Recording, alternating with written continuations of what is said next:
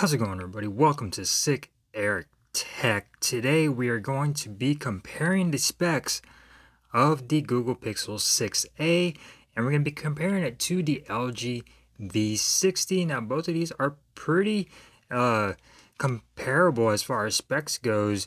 There are a lot of similarities to these devices, of course, one being a little bit more expensive than the other, and of course, one being a little bit older.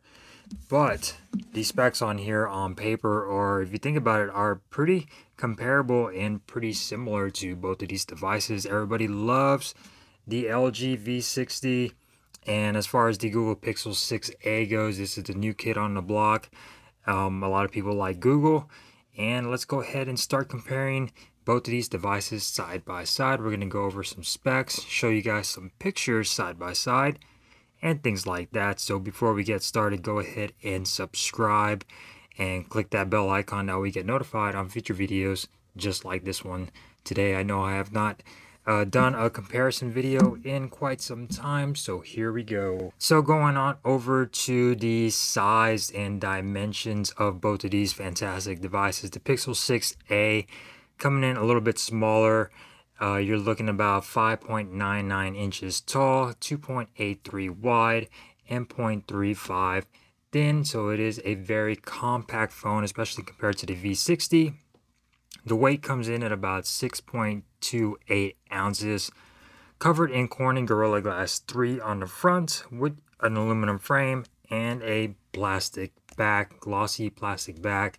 Not too heavy. It feels really nice in the hand if you like more of a compact phone. The Google Pixel 6a is for you. IP67 dust and water resistance up to 1 meter for 30 minutes. Going on over to the LG V60, definitely more of a chunker device with dimensions of 6.67 inches tall, 3.06 wide, and 0.36 inches thick, and the weight is about 7.51 ounces, so a lot heavier than the Google Pixel 6. This one's covered in Corning Gorilla Glass 5 on the front and Gorilla Glass 6 on the rear with an aluminum frame. Very nice and rugged build. This is definitely a beefy phone. IP68 dust and water resistance over here, so a little bit better protection for water and dust resistance. Plus you also get that MIL STD-A10G compliant military grade drop resistance on here for the LG V60. So as far as build quality goes, the LG is definitely a little bit more durable. Some would say that the Pixel is, just because of that plastic back, you don't have to worry about breaking it. But as far as heft goes, the LG V60 definitely a lot more premium than the Google Pixel 6a. Going on over to the display, so the Pixel 6a has an OLED HDR display, 6.1 inches with 1080 by 2400, about 429 pixels per inch, 60 hertz panel over here on the Pixel 6a. It is covered in Corning Gorilla Glass 3. Like I said earlier, you do have an always-on display and an in-display fingerprint sensor on the Google Pixel 6, and like I said earlier, it does support HDR.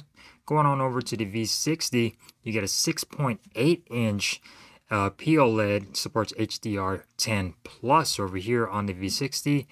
6.8 inches, 1080 by 2460, 395 pixels per inch, and covered in Corning Gorilla Glass 5.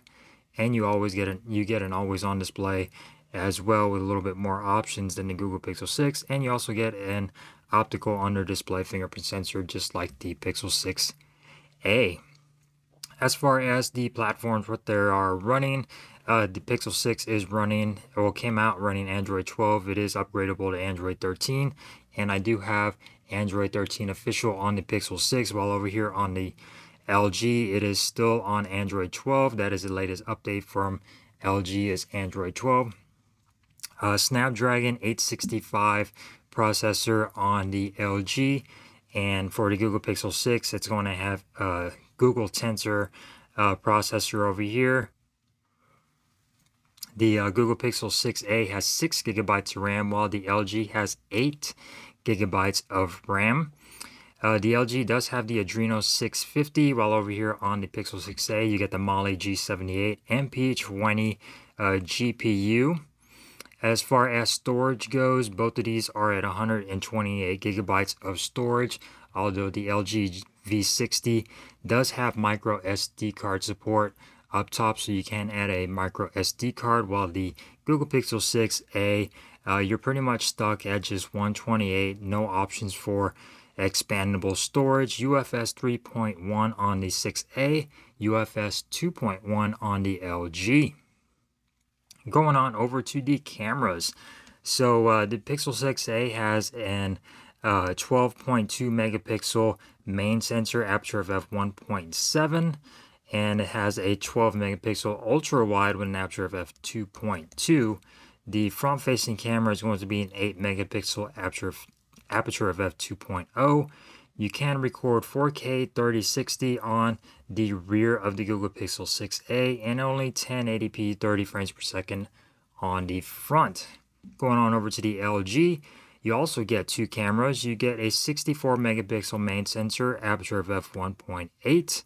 You get a 13 megapixel ultra wide, aperture of f1.9. You also get that time of flight sensor to help with depth and portrait shots and things like that.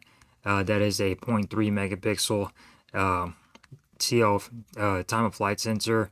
Front facing camera is going to be a 10 megapixel, aperture of f1.9. You can record all the way up to 8K on the LG V60. Of course, your typical 4K 3060 front facing camera. You can record all the way up to 4K on the front facing camera of the LG V60, so that's fantastic. Definitely a win over here, but as we all know, Google and their photography and image processing is really good, so they are pretty much comparable as far as pictures go.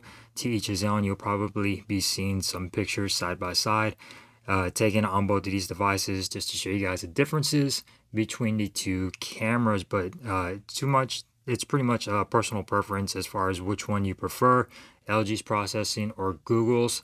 Both the cameras are pretty good. The Pixel, of course, using older camera sensors, and the LG V60 being a little bit of an older device as well. Both of these have stereo speakers, and they both sound great. They both get loud enough. The LG does have a headphone jack with your typical, quad DAC on here, so that's fantastic. You're going to get excellent audio if you plug in a nice pair of headphones or plug this into your car. You're going to get very good audio on the LG as far as settings go. You do get LG's 3D surround sound on here, so you have a lot of different options to tweak your audio, while on the Pixel 6, pretty basic, no headphone jack. You're just pretty much stuck to Bluetooth on here unless you use a dongle to hook up some wired headphones. The LG is going to have Wi-Fi 6. The Google Pixel 6a is Wi-Fi 6E. Bluetooth 5.2 on the Pixel 6a, and Bluetooth 5.1 on the LG V60. Going on over to battery, the LG is definitely going to knock it out of the park here. 5,000 milliamp hour battery. You get wireless charging on the LG V60. You get reverse wireless charging. While over here on the Pixel 6a, you get a 4410 milliamp hour battery with no wireless charging. 25 watt charging over here on the V60. And on the Pixel 6a, you only get 18 watts. Of course, the V60 comes with a charger in the box if you're able to get this new. I have a lot of chargers lying around. For the V60, the Pixel 6a does not come with a charger in the box, so you're going to have to probably find one to charge your Pixel 6a. You only get the cable, unfortunately, but 18 watts over here on the Pixel, 25 watts on the LG V60. Both of these are pretty good in battery life. I think the LG V60 definitely going to last a lot longer than the Pixel 6a. Pixel 6a is not too bad in battery life, but the V60 definitely knocks it out of the park. Both of them aren't very power hungry devices since they only have 60 hertz displays, not too much RAM. They're pretty much very, very efficient phones. The Tensor chip is very efficient.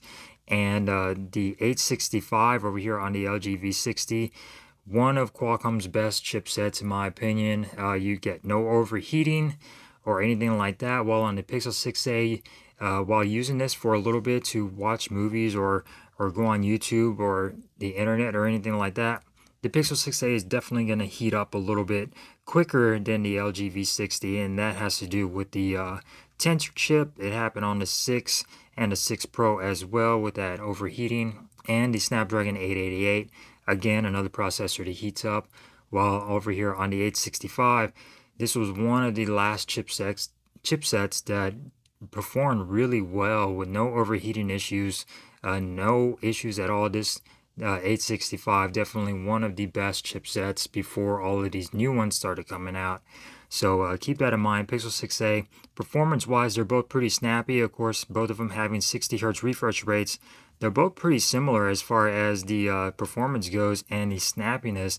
They feel very similar with your transitions and animations and things like that. So no issues for performance. They're both powerhouse devices. Of course, the LG V60, you're going to be able to do more since it is a more powerful processor as far as editing videos, shooting videos, and things like that.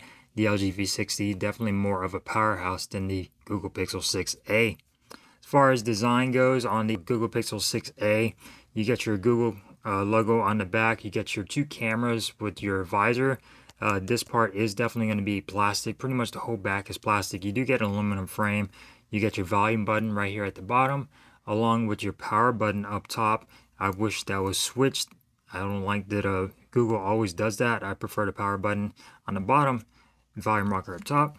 You get one of your speakers at the bottom along with your USB Type-C. On the left hand side, you get your SIM tray right there. On the top, you get a microphone, and you also have another microphone at the bottom. You get your hole punch cutout. As you can see, the bezels on here, pretty chunky, but you do have a hole punch cutout, a little sizable chin. Not too bad. I have seen worse, so that's not so bad. In-display fingerprint sensor, again, really nice. Has improved a lot over this time as far as updates go.